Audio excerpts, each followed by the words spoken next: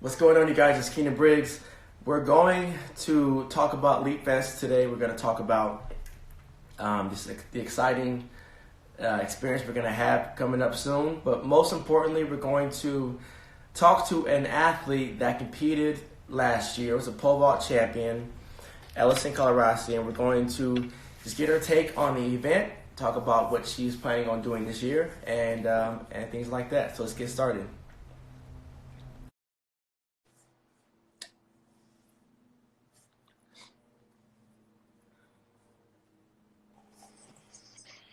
Hey, how you doing? Hi, good. How are you? I'm doing great. Sorry about the delay. I was trying to get started as soon as possible. I had a lot of things going on. Oh, no problem, But, no problem. so what I want to do first is just have you introduce yourself, talk about just the club team you're with, the high school you're with, let everyone know about who you are, and then we'll get into more specific stuff after that. Sounds good. So, hi everyone. My name is Ellison Colarossi. I am a senior at Tesoro High School, but I do not compete for my high school. I am an unattached athlete, so what I do is I train all year long, and then once season comes around, I go to small college meets, big college meets, whatever takes unattached, including Leap Fest, which is one of the preseason meets, but that's what I do, and I train with Kevin Magula, and it's been a great 3 years doing that. My PR is 12 feet 3 inches, and I'm excited to go higher this year. Yeah. Yes. Really? And I also compete under higher flyers. I did not hear you. Nice. What did you say? There you Okay. go. Okay. So that's a good thing, because I looked at your results to see, how last year was for you overall, and I did see that you were unattached. So let's dive right into that. What's that option like? Because a lot of athletes, for soccer and basketball and volleyball have club, and they have those resources. What is it like doing essentially club track during the high school season? Well, I won't lie. It's a little bit difficult watching the other competitions like Arcadia and Mount Sac, but I thank my parents and my coach for being so supportive, because it's tough to find meets sometimes, especially sophomore year. I went into it kind of not knowing what I was going to do. And my dad and I looked, and we found so many meets. It's a lot of fun to compete in those meets, but it takes a lot of work, and you have to be self-driven, which is definitely something that it will be helpful if you're on a team, but it really comes down to really if you love the sport. And so I really love pole vaulting. Yeah. So I chose to do this, and it's been great. It's given me more opportunities that I could possibly ask for. Now, I did that the not high school route with Dami 2017, and yeah, it's exciting. It's fun. You're literally in front of college coaches. Yeah. I saw your schedule. You're at Pomona Pitzer. You're at Beach Invitational, all the big meets, Mount Sac. Yeah. So yeah, you're literally competing in front of all the college coaches. It's like a season of auditioning, right? Yeah, it really is. So then, how did you balance out? Obviously, your high school coaches are like, "Hey, come compete for us." How did you balance out just being by yourself, essentially? Like you were a sophomore last year, so I was a junior last year. Competing against college athletes, from grown women to, college age. How did you deal with the mental side of competing at that level? Well, my high school actually didn't ask me to come back. I actually left on my own my sophomore year because I was given a choice between competing in high school and training with my coach. And Kevin Magula is so good, and I decided to train with him. But it's a higher level of thinking that you have to have. You can't think of yourself as a high schooler, because when you go in, no one knows your age. No one knows how high you jump. You just go in, everyone thinks you're the same as them. And you also internally have to think the same. Otherwise, you're going to feel lower than the girls, and you have no chance of winning. You have to think yourself to the top, basically. Yeah. Yeah. Really good. Now, what value is it with having a club coach and also a club team when it comes to pole vault? Well, pole vault is a very technical sport. It involves so much physics, it's not even funny. Yeah. But it really requires a technical coach and someone who will take the time to work with you. And what Kevin has done for me is beyond what I've ever thought I could achieve, really. Yeah. But being with him and the relationship I have with him has definitely taught me how to pole vault, taught me how to coach other people. And it's really beneficial to have someone who really knows what they're doing so that you're safe and you jump as high as possible. You also need supporters, so friends, family, anything, but especially the coach is super important, as well as the team and the people that you compete and train with. Yeah. So obviously, you have college experience. You competed at big meets already. You have the mental durability, so to speak, right? Mm-hmm. What value does that give to the college level coaches who are looking for, recruits for this year of 2020? Well, every college coach that I've talked to, and I've told them my story about my high school career versus my unattached career, and every one of them has said it's beneficial because from a younger age, you're already competing against those girls. I've competed against girls going 14 feet, and it's like, I look at that, I'm like, oh, I want to be there. I'm going to be there one day.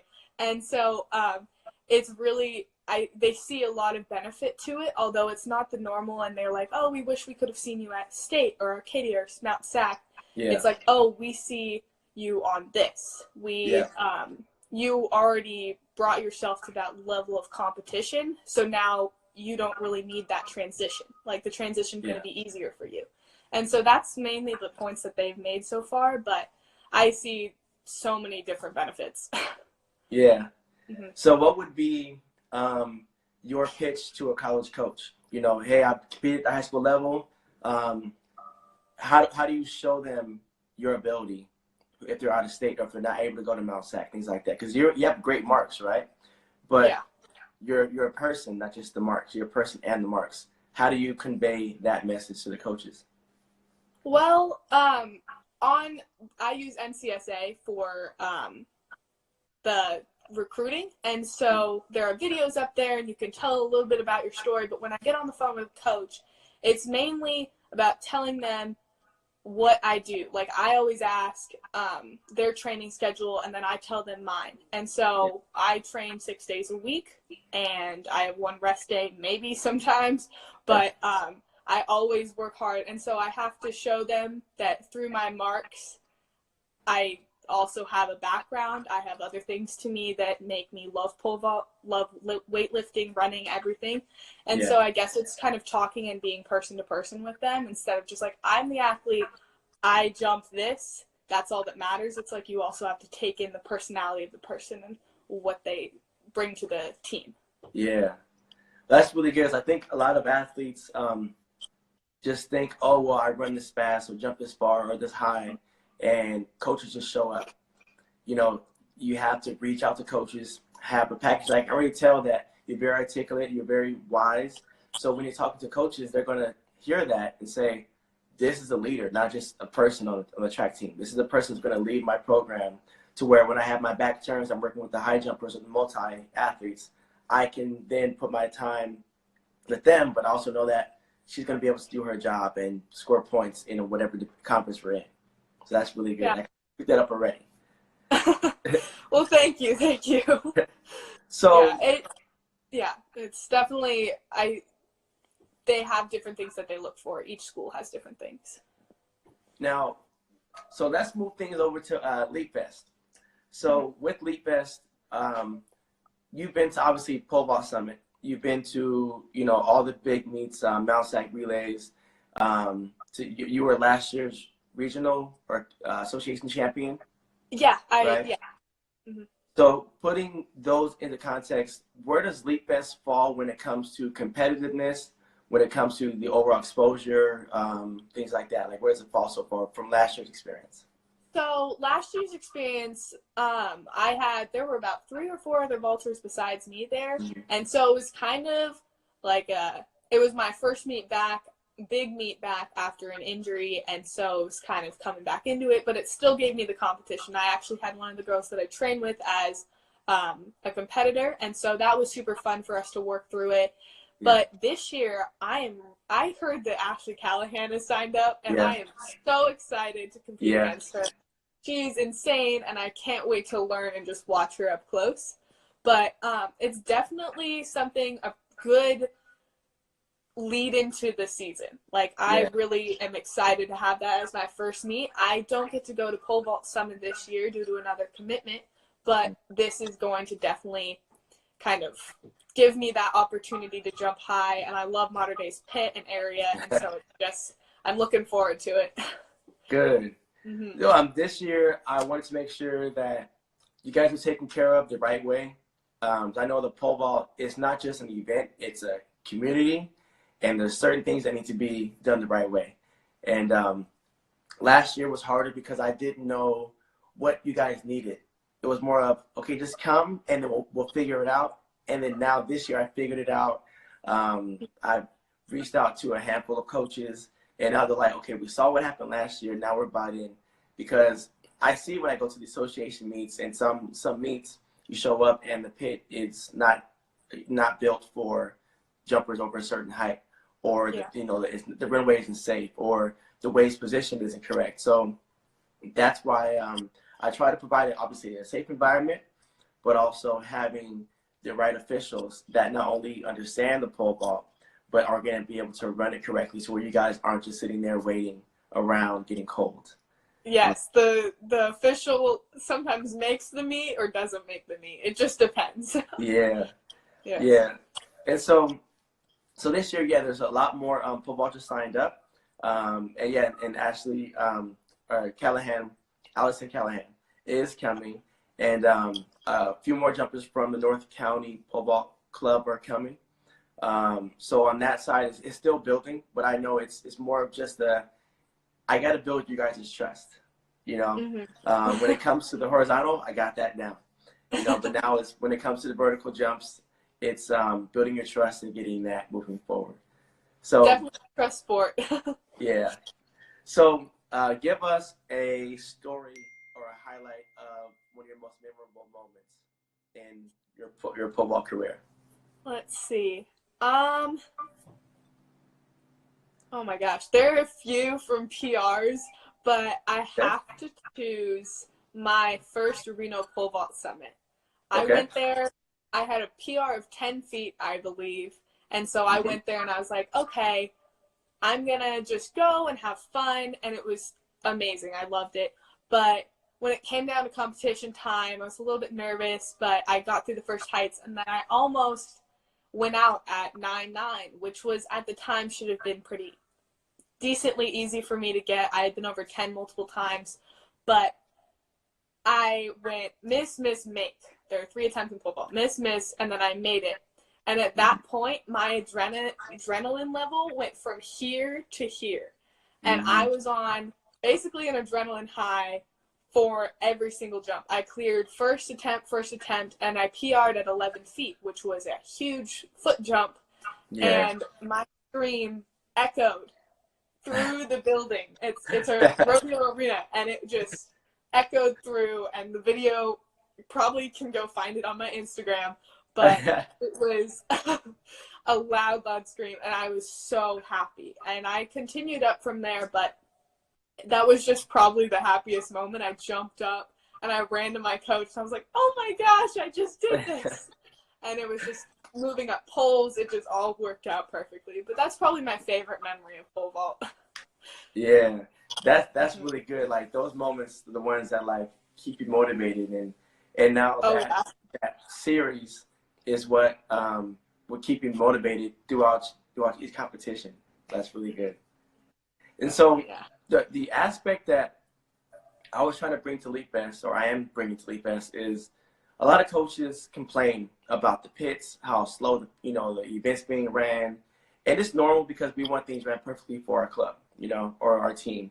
And after a while, I was like, why don't I just create something that is ran the way that I think it should be ran, and also publicize the way it's supposed to be, because pole vault, people don't understand when it comes to the vertical jumps. Like you just said, you missed the first two, and you had to make sure you clear at 9.9 on that next jump, or that was it. You know, talk about the things that are not highlighted in today's pole vault highlights. Like, what are they missing? What are they not including? Well, I feel that people show only what is good. Like, they only show the good parts of pole vault. Yeah. But what people don't see is the difficult practices, the many, many fails that you can have in pole vault. I probably have a whole highlight reel of every time I've fallen. And so you kind of just have to take it lightly. But at the same time, people only show the good parts. And so what I try to do is show the different parts or talk about them more. About, yeah, I had a tough practice. This was a rough time. After my sophomore year, I didn't PR for a year and 3 months. And that was hard on me because I'm a perfectionist. And so it just didn't happen. I did well, but I didn't clear PR. And so when it came around to that time, I was so happy, but it took a lot of work. And so that's the part that people don't see. And that's the part that I really like about unattached, being an unattached athlete, is you get to do it yourself. You get to control what you do, and it's not necessarily based off of someone else. And so, or another person, which is totally fine. And I see so many good things in that. But my personal thing is, if I can handle it by myself in my head, then I can handle it on the runway. And it's me in the competition thinking it through. My coach can't exactly tell what I'm thinking all the time. Even though he's pretty close to it, he's almost got it down. But I think it's just you kind of got to work with yourself, and people don't necessarily see the backgrounds of it and difficult parts of it because they only see, oh, you cleared the bar. It's like, yeah, you didn't see the other 4 attempts at that, however many times you went over the bungee. So it's just definitely the background of it. Yeah. And the same thing with the horizontal jumps is they'll show the last final winning jump, or maybe the best jump of each jumper. And they don't add in, well, the jumper was losing because they missed the first height at the previous height. And then now they missed the next height at the next height, the first from the next height. So they passed just so they can have a better advantage next one, or they'll have 2 misses and they realize, okay, I'm sitting in 5th place, top 4, get whatever. So I'm going to just pass the next height and hope I can clear it on that one attempt. And the thing that I look at too is, and I'm learning pole vault as well, is there are so many variables. Like you can have your best day and just be on the wrong pole, or have your standards too far back or too far forward, right? So how do you deal with those variables of just, you can't just run and jump. That's the base, but there's so much more between the jump and that. How do you deal with that stuff? Definitely the variables they're difficult to deal with sometimes, but I think repetition, like my coach sometimes has to take the pole away from me because I will jump until it's dark or until I pass out. It's just, you kind of have to make it neuromuscular memory, which is where you just, every time you go down, there's no question of what you're doing. And so it's definitely a little bit hard to, if you're going through a tough time, muster it up to take up a jump or to do the right thing because you just want to revert back to your old habits. But it's a little bit difficult. I've had so many meets. I had one last year where I blew through all of my poles and I just didn't have the guts to get on the next one. And I went home and worked out for 3 more hours because I was so upset about it. And so you just kind of have to deal with it yourself, but definitely practice it and be very, very disciplined in what you're doing. You can't just I'm just going to let my takeoff slide because I'm working on my swing today. It's like everything has to be perfect on almost every single jump you take. Okay, so about the higher flyers, tell us about just the program itself, what makes it special, who your teammates are, and why that's a value. Because apparently, you can tell that there's great coaching there, a lot of knowledge there. How did you get in contact with the team, things like that? What's the backstory there? So I got in contact. My brother was a pole vaulter his freshman year in high school, kind of dabbled with it. Mm-hmm. That's how I would call it. And so he heard about it through another person. And so he started going there. And then when I joined and I started doing pole vault at my school, I really, really wanted to get better. So we just went to the one that we knew about. And Yeah. so I have the best relationship with Kevin and the team that I could possibly ask for. He, within the first year, knew exactly what I was going to do based upon something else that I did that wasn't even in the pole vault. And Yeah. so it gives such a good dynamic that's lighthearted but still serious about it. And Yeah. my teammates, Jet Gordon, state champion 2016, I believe. He's I trained with him, and then Kevin Magula's son, Skylar Magula, who's at Cal Berkeley right now. He Yeah. was my teammate for the past 2 years. And now he's over there. Very sad. But there are tons of people. Some people from modern day, Mackenzie and Sophia, I know them Yeah. very well. And so it's just an overall good team dynamic. We all kind of work on different things, but the line leading up is always talking, and it's just a great time. I always look forward to practice with them. That's great. That's great. And so I guess the last thing is, what would you tell people who aren't in the pole vault yet, or are just beginning or thinking about it? What would be your pitch to join this world of pole vault? Well, if you like flying, you basically do that. But definitely, I would say it teaches you more than you think it does. Like, I don't even know what it's teaching me right now that's going to help me later on in life. But I really think that it's going to help you in being more focused, determined, anything you could possibly think of. It's probably going to help you with that. Plus, you get to do some awesome things. Like, you get to fly through the air with this pole. Like, you get to have that thing shoot you over another pole. And Yeah. so it's so much fun. Like, I think that's the main basis of it, is if you have fun doing whatever you're doing, if it's pole vault, if it's long jumping, whatever, if you truly, and I'm seeing a comment right here that says thrill seekers. Yeah, Yeah. if you're a little bit of a daredevil, do it. Yeah. It's so much fun. I was I a love scaredy cat. I tried it, and then I let go of the pole, which is the worst Oh, thing to that's the do. number one rule. Yeah. Let go of the pole. And then I said, no, I'm okay. Yeah, it but can be scary. yeah. And after seeing it, like, because Websy was our coach before Sunny.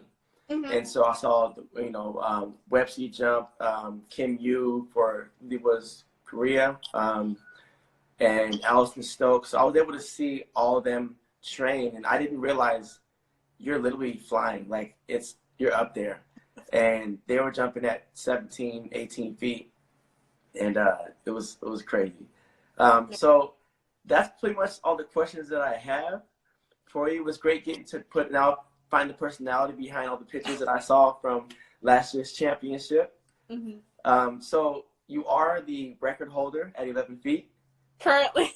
Current record holder, right? Yes. So you're going to have to make sure you defend that and keep that under your name for as long as possible. Oh, yeah. I will be. Good. All right. Well, And, thank you so much. Yes. Mm-hmm. It was great talking to you, and feel free to invite your friends to come check you out. The goal is this year I'm having more of an experience when it comes to vendors, music. I've already invited a lot of people because I want people just to see the event. Because many people don't know about triple jump. They don't know. They've seen long jump, but they don't really see pole vault often until they get to high school. Mm-hmm. So it's kind of introducing that piece to it, and having great personalities like yourself will be fun to have fun there and move things forward. Sounds great. I'm excited to go, and I will be inviting my friends, so hopefully some of them can come. All right. Sounds good. Well, thanks for hanging out with us today, and we'll see you January 4th. Yes, you will. All right. Thank you. Bye. Bye.